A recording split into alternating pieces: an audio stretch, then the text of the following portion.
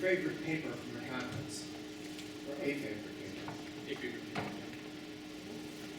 Printed a couple out afterwards if you decide you want to read it.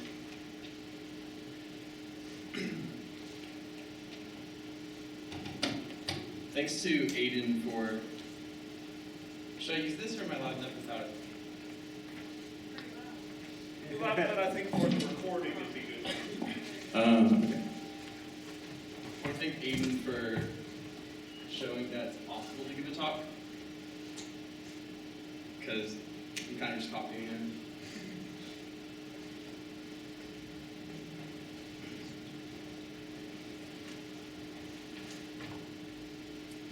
Using HDMI? No, GA. We'll switch over to machine and factory.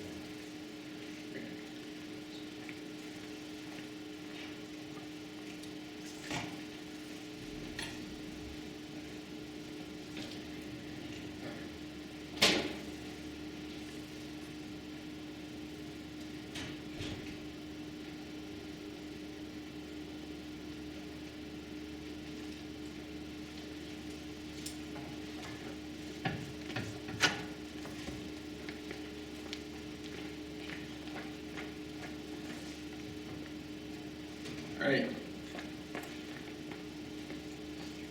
Cool. So this is a AAAI 2017 paper that Dr. Goldsmith suggested I read, and I read it and I liked it a lot, so I decided to present it. It's by Liao and Wei from the University of Auckland in New Zealand. So you're a kindergarten teacher, and you have a class, and some of them are friends with each other and some of them are not. And the question you ask is, will they all work together? Or when you give them Legos, will they break into two groups? And there's been, and this is what we mean by social network.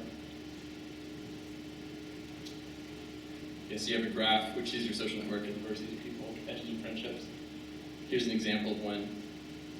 So Chris is friends with Anna and Belle and David, but F only has 2 friends.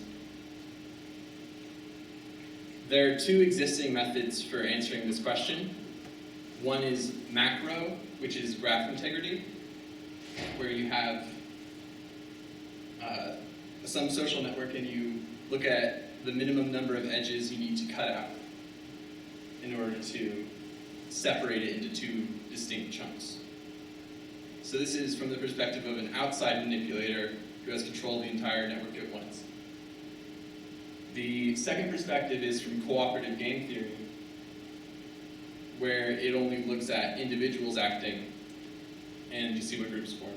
So this is an example from the book Computation in Economics, where different people have different ingredients, and you can sell flour, eggs, and sugar as a cake for more than you could sell each alone.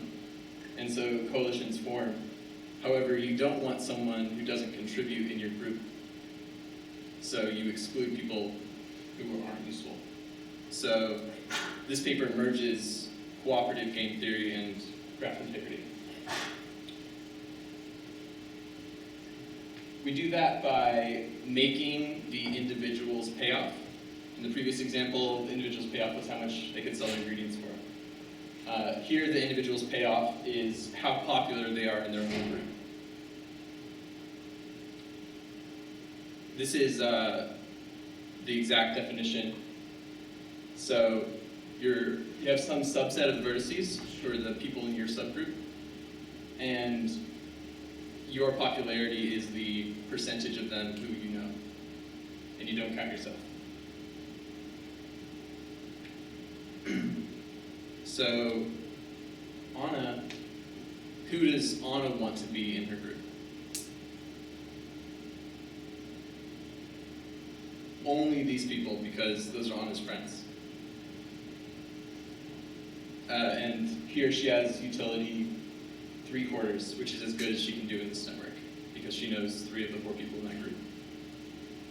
Because she doesn't know herself. never 1, it's always less than 1, between 0 and 1.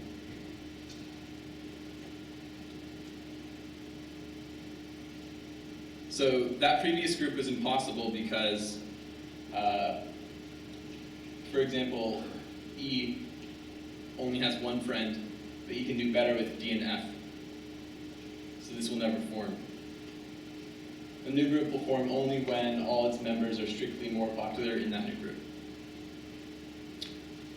And we call that group that is better than the everyone group a blocking set, because it blocks the everyone from working together. So you can guess in this group what the collective preferred split is, just because the way it's drawn makes it easy. This is the only stable formation. Because if, for example, you had A, B, C, D as one group and E, F as the second group, then E, F, and D are all happier as their own group.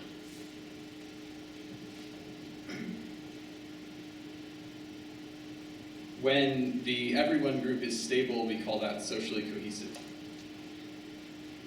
And so the example you show us that is not such a group because you could split it into these two. Is that right? Exactly. If you had the whole group, then it would fall apart. Because in the whole group, the best utility is 1/2. Like C has 3 of 6. But here, every single individual has utility 2/3. So if we add an edge from B to F, would that C fall apart? B to F. If there was an extra edge. Well, we added a different edge from A to D. And that's enough? This is enough to make it socially cohesive, yeah. F actually wants to be alone with E. F isn't really happy about this, but E Wants to be there. E is okay either way. E is 3/6 here, and if it was just E and F, it would be 1/2. But it needs to be strictly better.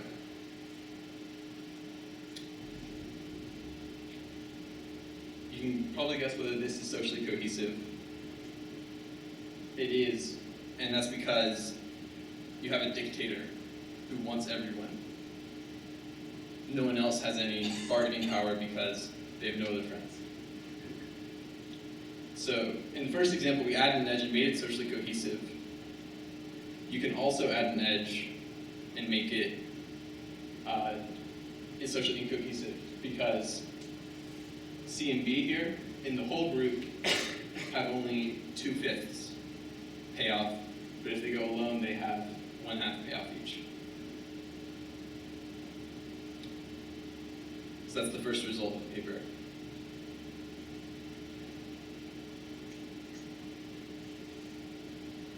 What about this network? Is this socially cohesive?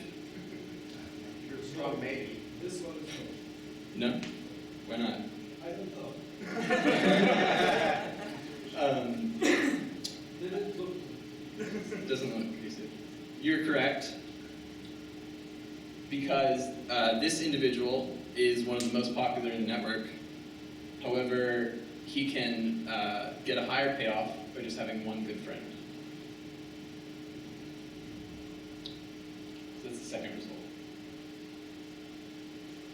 If the most if the most connected person knows less than half the people, then it cannot be socially cohesive. And that's because you could always have that particular node choose one friend, and that would be better for that one node. Exactly, yeah. Even though it's not better for everyone. It's kind of a strange definition.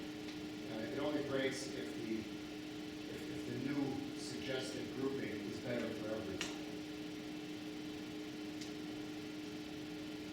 Better for everyone who's going into the new group. Okay. The people left behind, They might be unhappy. yeah.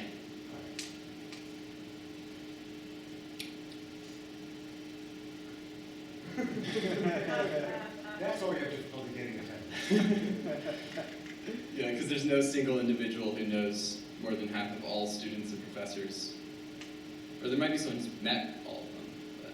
I don't know, Dr. J might be pretty close. I would make that. Yeah. Also, this eye splitting is very close. That's true I too. would say for sure. Yes. Now we're going to analyze a couple classes of graphs. First with stars. This is a star with where the center is connected to 5 tails.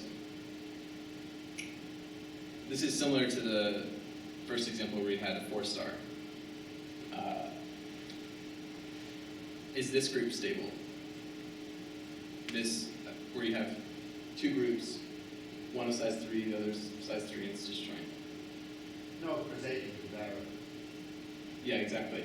Or more precisely, there's a set of vertices where all of them are happier than in the current one. But this one is stable because there is no set of vertices where everyone benefits from breaking out. Because those two that got left out in the corner are very unhappy, but they would need to bring someone with them, and that person would only be tied with their current level of happiness. They wouldn't do better. So it is stable if there's more than half of the tails are captured.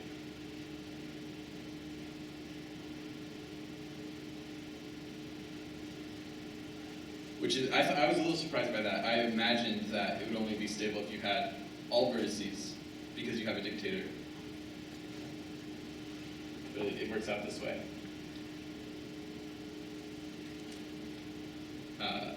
All the tails is more than half the tails. Second class of graphs is complete bipartite graphs, where you have n vertices on the left and n vertices on the right. Everyone on the left knows everyone on the right, everyone on the right knows everyone on the left, but no one knows each other in the same group. Is this stable?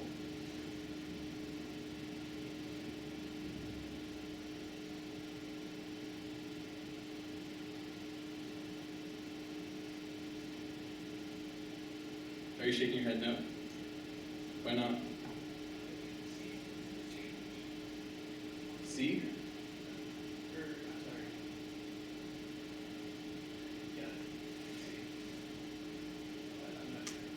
Wouldn't everyone be happier if we made everything one group? Well, F has 2/3, but F would only be 1/2 in the one group. Okay. And it actually is not stable because B and E are both better off alone.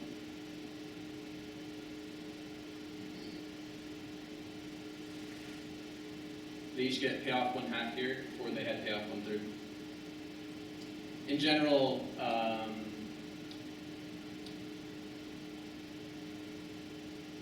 this. So only when you have the same number of lefts and rights is it stable. If you have a group that has more left guys than right guys, then a pair is going to want to swap. Because if you have a group with 3 lefties and 1 righty, because there's the same number of people in each side, there must be some group with more righties than lefties, and one of those righties is going to be unhappy and can pair up with the lefty. This is just a comment about these 2 classes that we studied. Stars and complete bipartite graphs. They are, I would say, extremely unlike the social settings, because it's very well studied that whenever there is a node with several arcs, some of your friends will start forming friendships. So almost certainly there won't be a social network with a star, a node, likes lots of people, and these people don't react the same stuff. I have a possible counterexample to that. A good comment though. Not in this department, but in an anonymous department at WKU. All the students knew all the professors, and all the professors knew the students, but the professors did not know each other. I guess the students did know each other though, however. Yeah. So that's a good point, that KNN and stars are both extremely rare in the real world.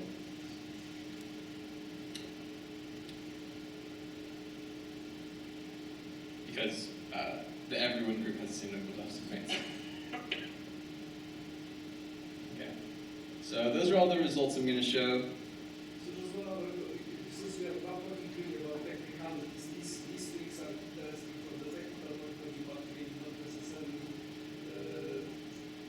from the practical point of view. A good question would be, what about KMN? One group with, let's say, 7 members, the other group with 11. That's not the great example. Many students, very few professors. That is a good example. Yeah, so we can take it. Okay. It's not in the paper, so I would have to actually think about it. Okay, so I just showed some highlights from the paper. There's some more goodies. Are there any algorithms pertaining to how you find stability or how you Decide whether it's stable or not. Yeah, there's two questions that come to mind. An algorithm for deciding whether a grouping is stable, and secondly, finding maximal or minimal stable groupings. Okay, so I can answer the first question. In general, it's NP hard. They show in the paper. And they also show you can usually find it quickly. They do not show, I'm not sure if the algorithm gives you the actual matching as a side effect, if the answer is no. It might or might not. Yeah. And let's do. So if you've done a lot of research with graph integrity, where you count the number of edges removed and how connected a graph is, then the biggest section in the paper is relating it directly to kappa and gamma. Yeah. Thank you guys for having me.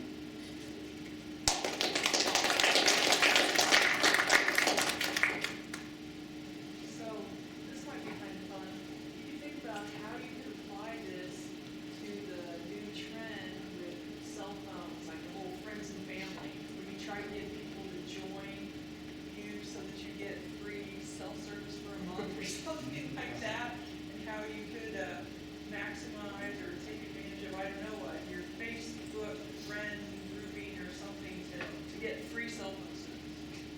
So the game is you win when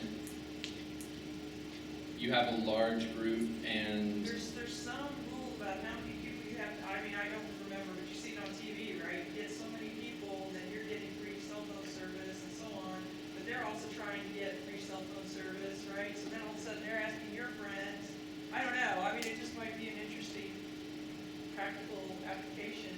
Sounds like a pyramid scheme. competitive Dropbox storage upgrading. I made the talk kind of short on purpose because I was expecting a lot of interruptions.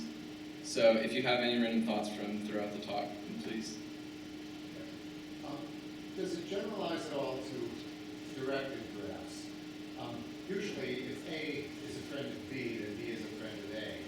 You can imagine a definition where someone's very popular, everyone wants to be that person's friend. That person's actually pretty unfriendly in the other direction. And so you get benefit by having someone be your friend, but you don't reciprocate and benefit the other person by being that person's friend.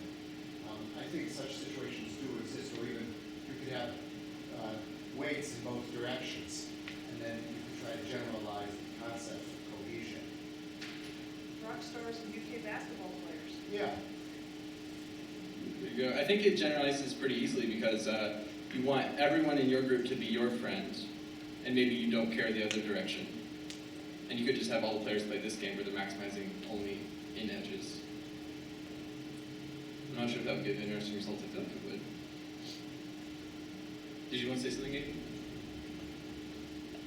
Never mind. Okay. There's also what strategies are there if there is a stable grouping? If you want to break that by joining, what new friendships can I form that will make this fall apart? How can I break the cohesion?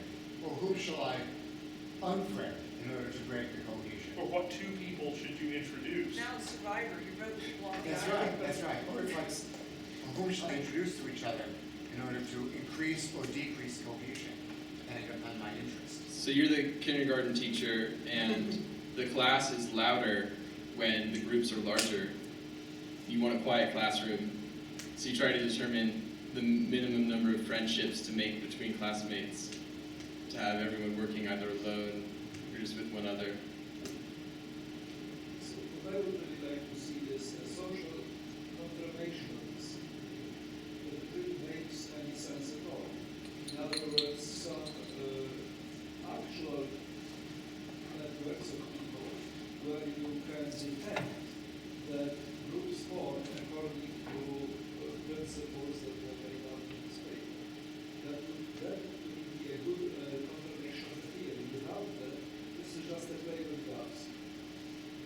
I heard that there was a computer science department questionnaire where people checked who was friends with who, but then the data got destroyed because it wasn't done ethically. Did that happen? No, okay, that's an urban legend then. But it is a good point. You would need IRB approval for that sort of thing. Well, possibly, but you can also probably observe some exist. Well, Yeah. maybe you can say something about this theory just looking at the Facebook graph. And perhaps even watching it all the time and showing that it changes sort of in agreement with the concept of cohesion. I mean, some of these things are anecdotal, right? So you know just from childhood that groups of 3 friends are not going to work so well because you're always going to have 2 of them trying to hang up on the other one. So you're going to end up with friendships of 2. I mean, that's just anecdotal. But I And understand that's what Dr. I don't Trzynski think, is and I saying. don't think it agrees with perhaps actual social studies, this idea, because I think that you may be right, Jay, but I think that It agrees with what he's saying because you have 1/3 instead of 1/2. I suspect the reason no empirical things are in the paper, they have some like randomly generated graphs. They don't have that's the point. That's real why I'm world saying data. that this is just a nice play on ideas and graphs which has no connection to real life. No, you cannot say that you can predict anything until there is some proof that you can predict. Yeah, do you have any ideas other than like Facebook friends? Or you think that Facebook friends would be a good one? Designing a smart experiment is not so difficult. And I don't know how to do it, but I know that it's necessary to do something that in order to really find the people. Find some collaborators in sociology, maybe. That's a good idea. Yeah. There's also what I might call a crystallization problem. If you've got a very complicated large network, and algorithmically you're able to find some cohesive groupings in it, and you wonder, would these have formed naturally? It could be that starting with everyone being in a group by themselves and then trying to expand, they wouldn't actually get to that because it requires kind of a global information that the individual only has local. So how do you actually, do you believe that you would actually eventually crystallize out into the stable thing? Or maybe that's, although it's theoretically possible, it's actually unreachable. So I think that if I have a group of friends that I've gathered together and more people that I don't know join, I might just walk away and look for another group that has people I know. So I think that yes, over time, over some sort of iteration, it would stabilize if there is a stable configuration to be had. Yeah.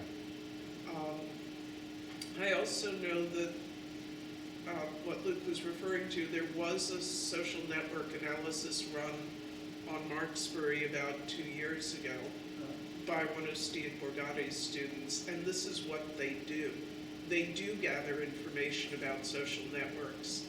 I don't know if they look at them over time and look for stability, but yes, people study this. So I might mention about an example how a theory could be compared. Actually, if you look at the 6 states in the second half of the 19th century, France, Russia, England, Germany, Austria, there was something else. I tried, maybe Ottoman Empire as a matter of fact. There were various alliances. In other words, some countries liked each other and some countries did not. There is a theory of how such a network evolves, and what happened, the theory in a sense predicted the alliance that formed just before the First World War. And just before the First World War, there were two strong groups, fully connected, cohesive, I would say, intuitively, at odds with each other. So that's a nice example, in my opinion, of having a theory and looking at something like a social network of countries and seeing, because we know historical data, how these alliances form. So that's where like a network is actually, which edges are where it's changing Yes, exactly. and trying to predict. Yes. So in a sense, the theory could have predicted World War I, but it didn't exist.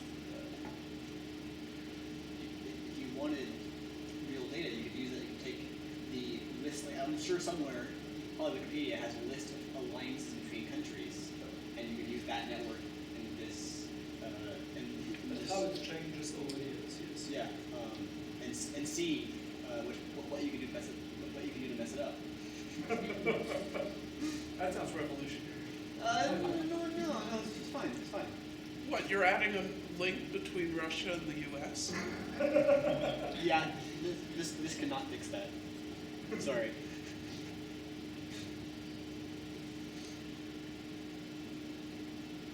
Well, that's really food for thought, considering the concept of cohesion. This is a new concept in papers. Well, structural integrity is a thing that's existed for a long time, and which asks pretty much the same question, whether a group will stay together or not. But this, where you have a game where the goal is to get popular, I'm pretty sure is new, right, Doctor? I just wanted to say that maybe they say something about this paper, about it in this paper. It is very similar to notions people studied in our theory 20 years ago. So I'm actually curious about the paper because very likely, very possibly, there is a good connection with everything. It looks very familiar. And of course, the question that Erdish would have asked is, in a randomly generated infinite graph, Not even necessarily. But he would ask about the number of those things and so on. Extreme problems. all right, well, thank you very much.